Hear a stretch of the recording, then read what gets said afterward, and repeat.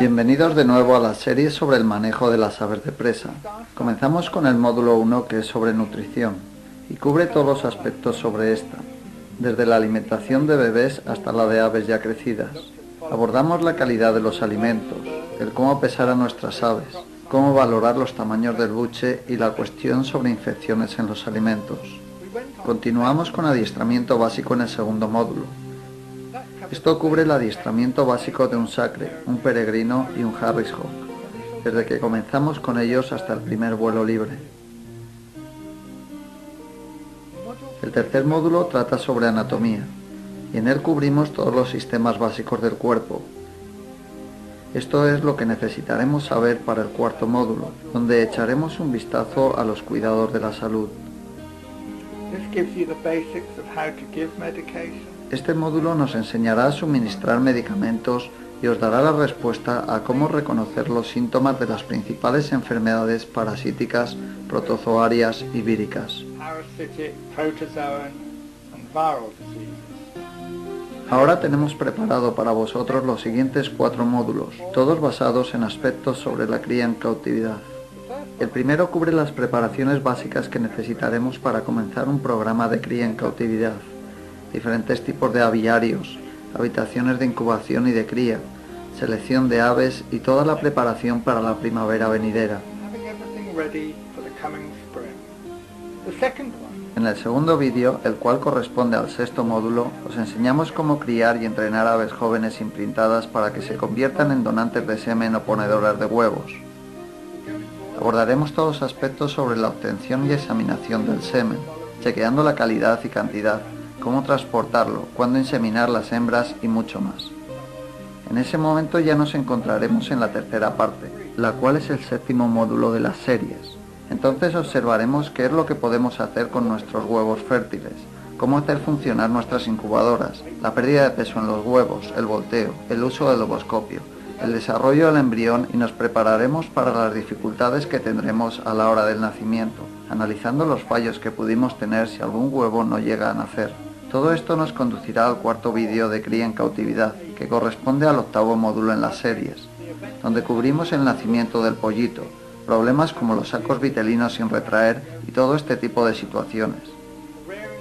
Os enseñamos cómo criar a los pollitos desde el primer día de su nacimiento, la comida que requieren en los distintos estados, la crianza por los padres y todo el desarrollo hasta el momento en que realizan sus primeros vuelos. Un librillo nos ayudará a comprender los módulos de cría en cautividad, que junto con el libro Comprender al ave de presa cubren muchos aspectos en detalle.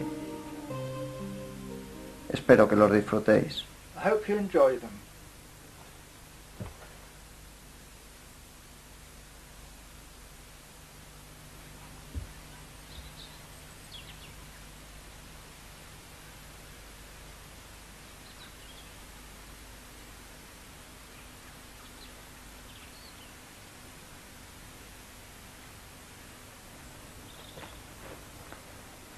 Bienvenidos de nuevo a la serie sobre cría en cautividad. Esta es sobre incubación.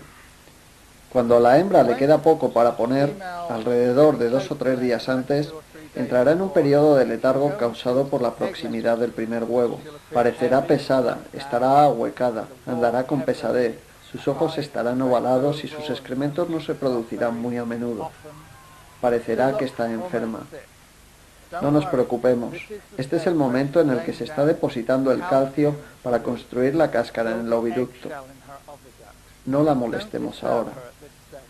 A medida que se acerca el momento crucial de la puesta, su respiración se va haciendo algo más pesada y podemos ver las contracciones musculares empujando al huevo a través del oviducto hasta que finalmente lo pone.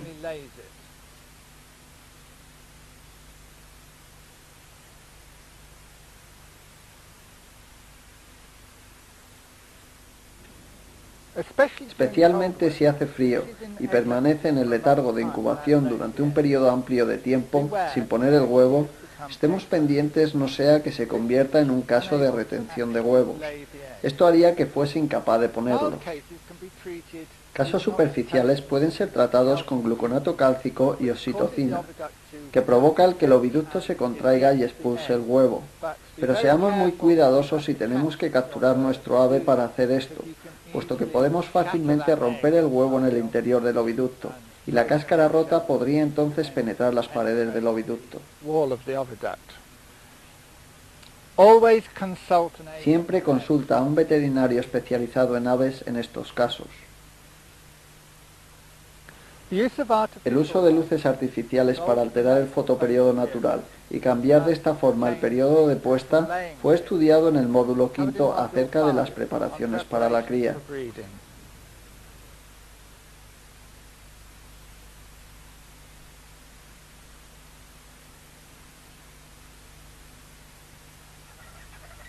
El primer primavera es siempre un evento emocionante, pero la incubación no comienza hasta que se ha puesto el segundo o tercer huevo.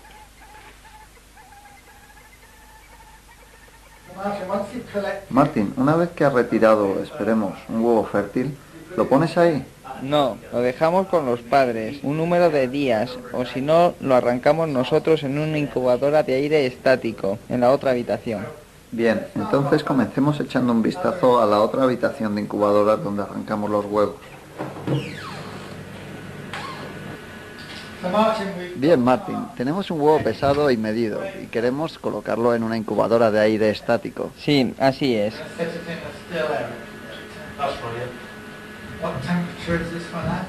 ¿A qué temperatura está? Esta está ajustada a 32 grados centígrados en la parte superior del huevo. Pero eso es mucho menos que las incubadoras de ventilación forzada. ¿Por qué? Lo que tratamos es de aumentar la temperatura de los huevos gradualmente para simular así a los padres. Ah, bien, o sea que vas a cambiar la temperatura en los distintos días. Por tanto, este es el primer día a 32 grados centígrados, el segundo a 33, el tercero a 34, el cuarto día a 34,2 y el quinto día a 36,2. ¿Qué pasa después? El huevo irá a una de nuestras incubadoras principales de ventilación forzada a temperatura constante. O sea, en otras palabras, tenemos 5 días en que aumentamos la temperatura desde 32 grados centígrados hasta la temperatura general de incubación. Y esto es mejor que un cambio brusco y directo a una temperatura elevada. Además, esta primera semana es un momento crítico, es cuando la célula se está diferenciando, el cerebro comienza a formarse y los distintos órganos también.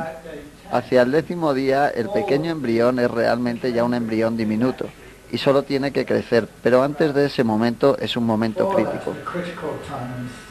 Los grupos celulares se van diferenciando y si fallamos en algo tendremos problemas. Tratamos de crear las condiciones más propicias para este momento tan delicado. Y ahora tú has dicho a 32 grados centígrados en la parte superior del huevo. ¿Eso quiere decir que hay otros lugares en esta incubadora donde no está a 32 grados? En una incubadora de aire estático existe un gradiente de temperatura, de tal manera que si nuestro termómetro está a 37 grados o a la temperatura que sea en la parte superior de la incubadora, no tiene por qué ser la misma temperatura en la parte inferior. O sea, que esto va por láminas o capas. Es bastante caliente aquí y menos de 32 grados en la base. Sí, así es. Echemos un vistazo en su interior. Por supuesto.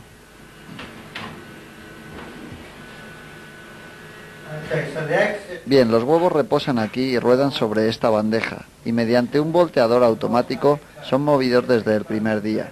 Y en la tapa...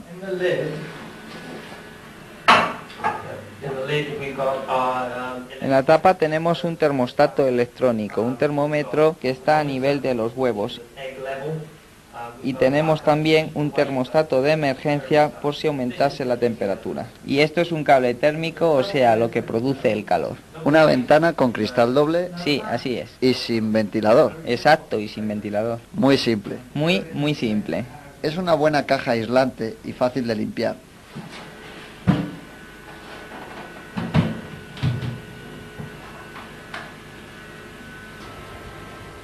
Bien, Martin, esta incubadora es parecida a las otras, pero con una pequeña caja negra encima de ella. Esa es una incubadora experimental que funciona con los principios sobre incubación por contacto. ¿Qué significa eso? Significa que existe una membrana que está realmente cubriendo los huevos, emulando el pecho de los padres. O sea que aire caliente procedente del cable térmico y del ventilador empuja esta pequeña membrana que presiona sobre los huevos, de tal manera que son calentados desde arriba, como si la madre estuviese sentada sobre ellos. Sí, en el interior de este área el aire se mantiene a una temperatura constante, lo que mantiene también a la membrana que descansa sobre los huevos a una temperatura constante. Mientras que aquí es bastante templado. Sí, existen agujeros en la parte inferior de la incubadora de tal manera que así existe una variación de temperatura como existiría en el nido.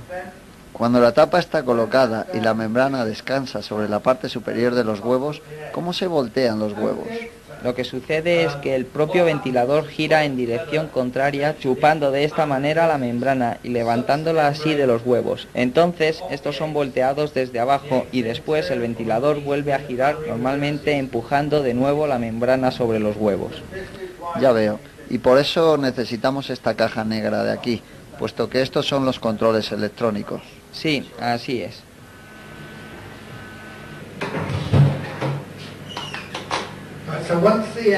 O sea, que una vez que el huevo ha pasado sus primeros días en la incubadora de aire estático, lo traemos aquí, donde lo prepararemos para ir a una incubadora de ventilación forzada. Exacto.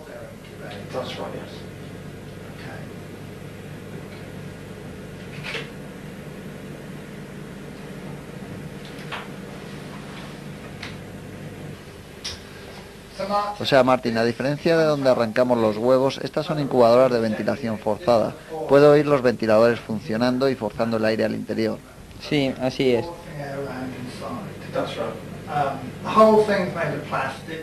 Están hechas de plástico, nada de madera, fáciles de mantener.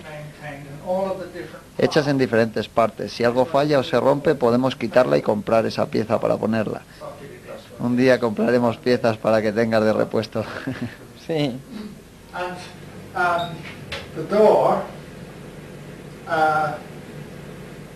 Y la puerta es de cristal doble, de tal forma que no pierde calor y está completamente sellada. No la dejaremos abierta durante mucho tiempo. Y dentro tenemos bandejas con huevos que están sobre rodillos. Exacto, tenemos un sistema de volteo que gira los huevos en una y otra dirección cada 15 minutos. Bien, o sea que tú programas eso, ¿cómo lo haces? Sí, en uno de los lados aquí tenemos un controlador de tiempo con el que podemos controlar la cantidad de veces que queremos un volteo extra. O sea que si los programas, por ejemplo, cada 15 minutos, volteará los huevos 4 veces cada hora, 96 veces al día, pero no los voltea a los 360 grados, ¿no? No, voltea a cada uno 180 grados. En una y otra dirección. Sí. ¿Y después los volteas tú con la mano o no los tocas? Lo que hago es que debido a que en una incubadora, especialmente en una de ventilación forzada, existen lugares más y menos calientes. Los volteo de vez en cuando a mano y los voy rotando por la incubadora. Entonces, Martín, esto está a 37,3 grados centígrados. ¿Esta es la temperatura a la que está realmente la incubadora? Sí, esa es la temperatura a la que solemos incubar. A más elevada temperatura, más rápida será la incubación.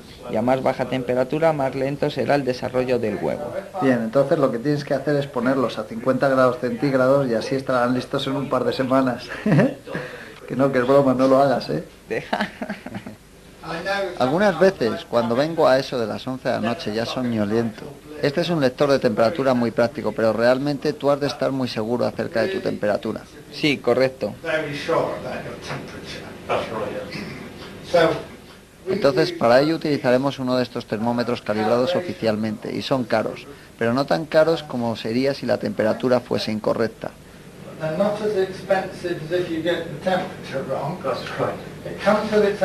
Vienen con su propio certificado de exactitud en el calibrado y son precisos. Por ejemplo, de aquí a aquí es 1 grado centígrado.